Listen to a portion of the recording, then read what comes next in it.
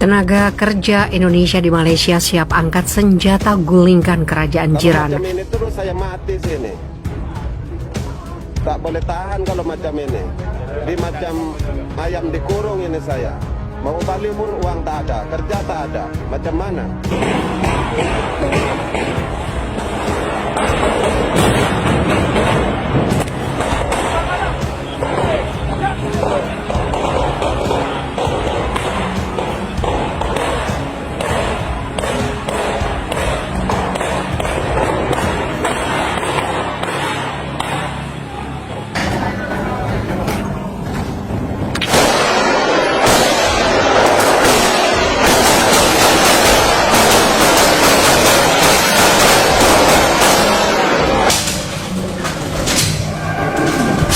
Hai, halo.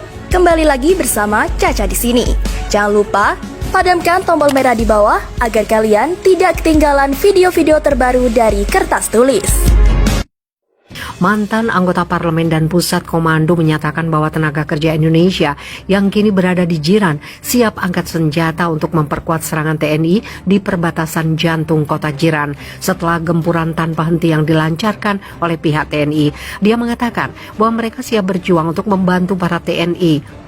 Menurutnya mereka telah marah besar karena selama ini telah ditindas di negeri tersebut dengan kelakuan warga di sana yang selama ini telah memandang mereka dengan sebelah mata. Ia menganggap invasi itu akan mampu menyelamatkan TKI dan membuat Malaysia tidak congkak kepada Indonesia.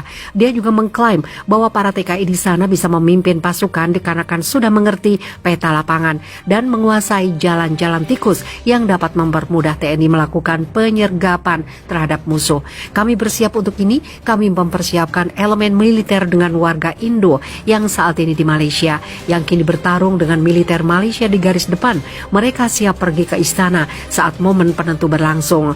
Menurut data konkret dari pemerintah, saat ini ada sekitar 400 warga negara Indonesia bertarung membantu pasukan TNI. Saya tidak hanya menjaga komunikasi dengan mereka, saya juga secara aktif mengintegrasi mereka, ujarnya seperti dikutip Newsweek. Saat ini memang sedang dalam pelarian dari pusat kota. Ia kabur dari Malaysia karena kerap menyuarakan kritik terhadap istana jiran. Menjadi sorotan pada awal tahun ini setelah mengumumkan keberadaan kelompok gerilya, Kopassus Militer Republik Nasional di garis depan dengan cara penyusupan. Akan tetapi bukanlah satu-satunya kelompok gerilya yang beroperasi di garis depan penyerangan. Setiap hari ada beberapa serangan terjadi di Malaysia, pembakaran di sejumlah pos militer, aksi sabotase dan penyergapan militer jiran.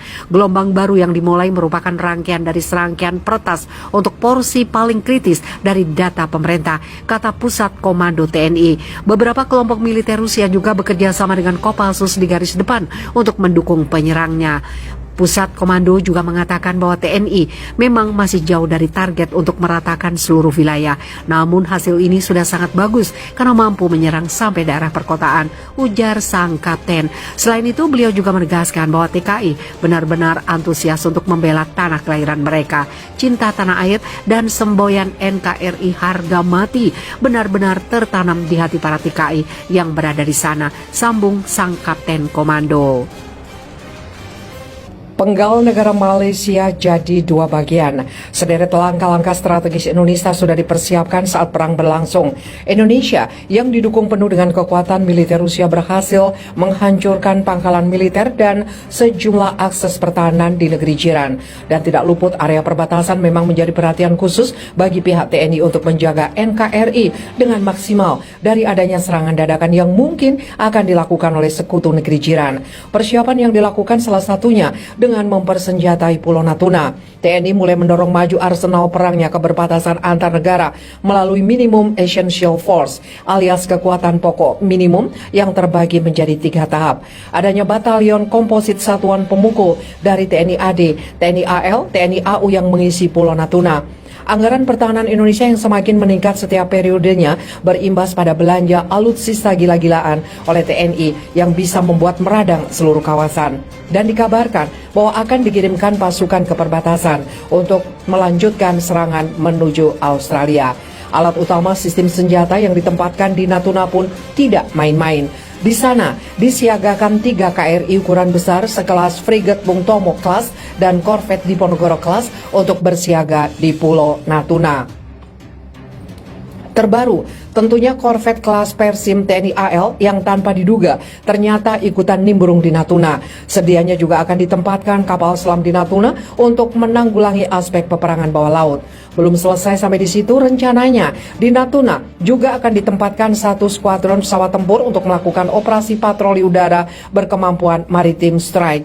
Pesawat tempur pun merupakan kelas Wahid macam F-16CD Blok 52 ID dan Sukhoi Su-27-30 milik TNI AU, penambahan pasukan elit 3 Matra milik TNI macam Marinir, Paskas, serta Kostrat.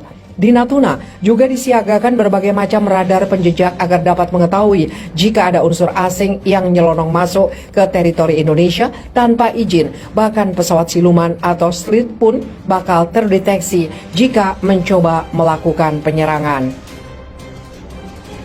Perkuatan Natuna dimaksudkan sebagai unsur penangkal dengan jargon gebuk duluan sebelum masuk.